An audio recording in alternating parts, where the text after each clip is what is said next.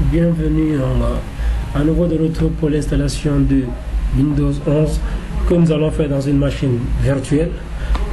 Et là d'abord nous allons créer une machine virtuelle, laisser sur le commandite suivant ici, et nous allons laisser sur Windows 10 parce que là, étant donné que le Windows 10 n'est pas encore publié, raison pour laquelle VMware n'a pas encore pris en compte Windows 11 afin d'ajouter ces options dans son hyperviseur. Et là nous allons modifier le nom ici en faisant suivant. Nous allons garder à 30 Go. Nous allons faire suivant, et là nous allons augmenter les performances en mettant ici à 4 Go, et là nous allons laisser le nombre de cœurs. Nous allons augmenter ceci, et là nous allons venir chercher notre image ISO télécharger là. Nous avons Windows 11 qui est là. Nous allons faire close, terminer, et là nous allons lancer. Vous aurez l'occasion d'avoir le lien de téléchargement en bas de la description de la vidéo. Et là nous allons appuyer sur une touche. Nous allons patienter. Vous avez vu le logo que je vais vous présenter, et là nous allons patienter que le chargement s'effectue. Et là nous avons la langue qui est là. Nous avons en anglais. Nous allons prendre notre clavier en français.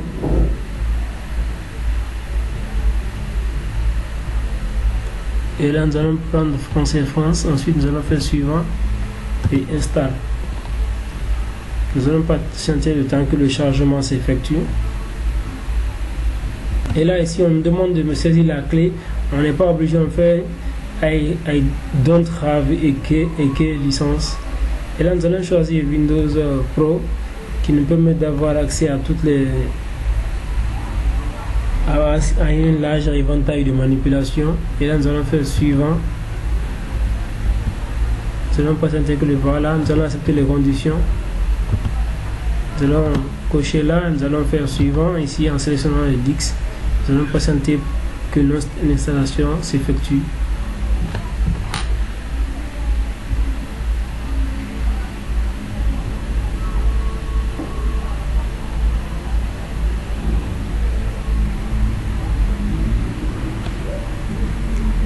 Là, vous avez l'installation qui tend vers sa fin. Nous allons patienter.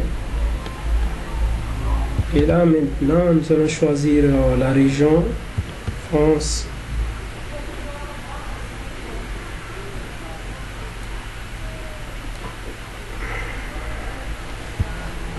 Ensuite nous allons choisir maintenant le clavier. Nous allons prendre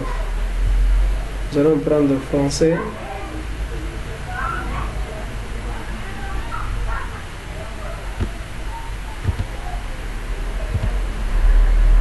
Et là on n'a pas besoin d'ajouter un raccourci des claviers, donc on fait skip pour passer. Ensuite maintenant là vous allez choisir for personal. Ici vu qu'on ne veut pas mettre nos codes Microsoft, donc nous allons venir ici, nous allons quitter internet. Nous allons quitter en mode NAT pour venir en mode interne ici. Par exemple, si c'est sur votre machine physique, il suffit seulement que vous débranchez le câble réseau et puis le tour est joué. Là, je fais un retour en arrière. Là, on me demande mon nom. Je mets mon nom, mon prénom, pardon, et après on me demande mon password. Je peux mettre ça. On me demande de confirmer. Et là, on me demande des informations. Je peux dire par exemple, c'est. Et après on me demande ici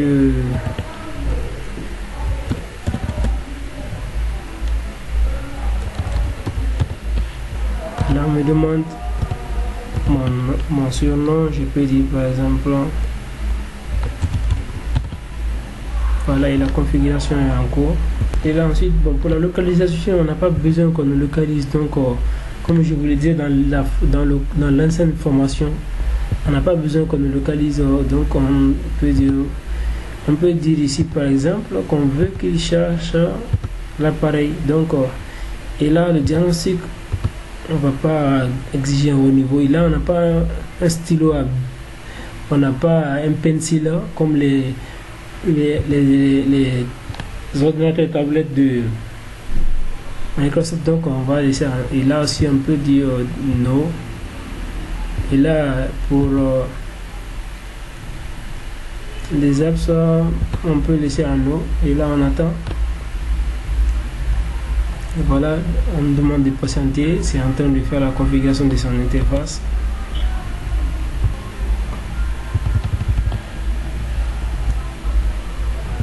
Maintenant, vous avez vu, l'installation est terminée. Vous avez votre menu Windows qui est là.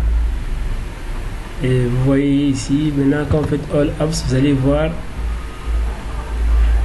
comment ça défile ici. Vous cliquez là pour faire descendre le bouton Windows. Et là, vous avez les interfaces de bureau. Vous créez plusieurs bureaux. Ici, vous avez vu par exemple les widgets sont là, qui sont en train de se charger. Là par exemple, si vous voulez, on peut le mettre à NAT pour éviter, pour voir si, pour qu'il charge d'autres fonctionnalités telles que les interfaces de widgets et autres. Et là on dit qu'il n'y a pas de connexion, on patiente que le chargement se fasse. Le temps, nous allons installer notre VM Tools pour pouvoir adapter l'interface de l'écran à celui de la machine physique. Et là nous allons venir ici au niveau de notre explorateur de fichiers que vous voyez là. Vous voyez bien que nous avons notre bureau qui est en train de se charger. Vous avez vu comment l'icône des bureaux est. Et là maintenant, on peut sélectionner ici comme on veut. Vous avez l'interface ici. Et quand on fait Windows R, contrôle. Et là, vous avez vu les interfaces. Par exemple, au niveau de là, on désinstalle les programmes. Ensuite, là, d'abord, je vais lancer l'installation de ce. Je vais lui demander de faire un on play, autoplay, et là, on exécute. Ensuite, nous allons voir aussi le PowerShell qui est là. Par exemple, le terminal est à la lettre T. Vous voyez, le terminal est là.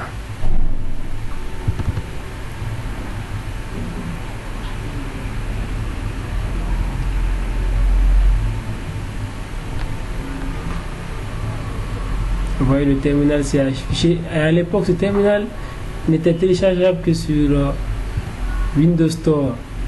Et là, on s'est remonté des terminals. Mais maintenant, là, on nous montre carrément, quand on fait, on nous montre comment ça s'affiche, tout ça. Voilà. Vous voyez, ici, on fait par exemple,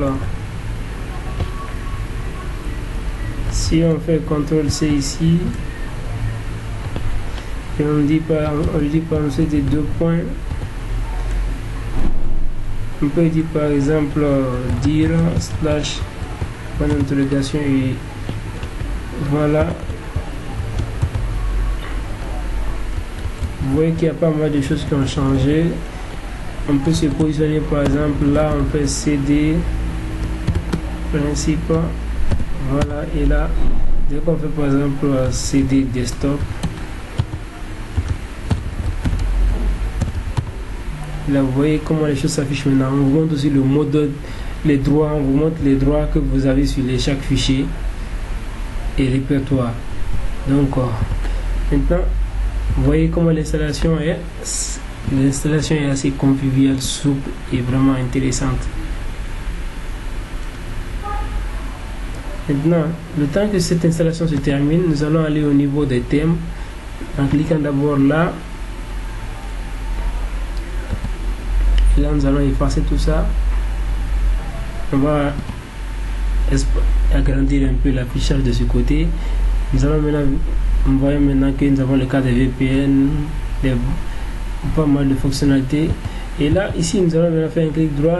Nous allons venir sur le personnaliseur. Côté personnalisation, et là, nous avons les fonds d'écran dont je vous avais parlé. On dit ici que Windows 10 n'est pas encore activé, ok. Et là nous allons prendre ce fichier que nous allons glisser ici pour l'activation de notre Windows. Et là ici nous voyons maintenant que il s'est adapté à l'affichage de l'écran. Nous allons exécuter ici en mode administrateur. Yes, et nous allons patienter. Je vais choisir l'option 4 et puis 1.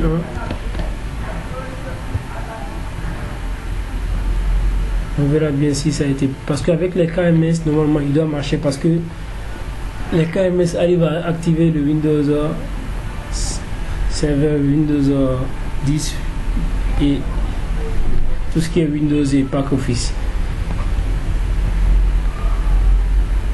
Là on revoit le cas des widgets. Nous allons checker la connexion.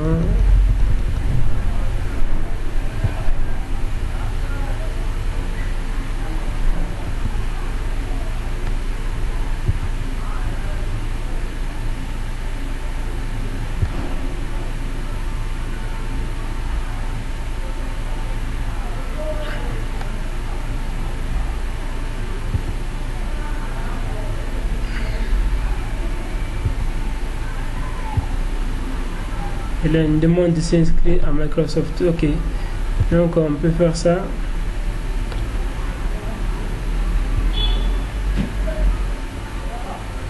Nous allons patienter. Notre activation est en cours. Et voilà, on dit que Windows a été activé. Donc c'était tout. On se retrouve dans une prochaine vidéo. N'oubliez pas de vous abonner et de partager la vidéo si d'autres personnes en ont besoin. Je vais vous mettre le lien du fichier ISO et la clé d'activation. À très bientôt.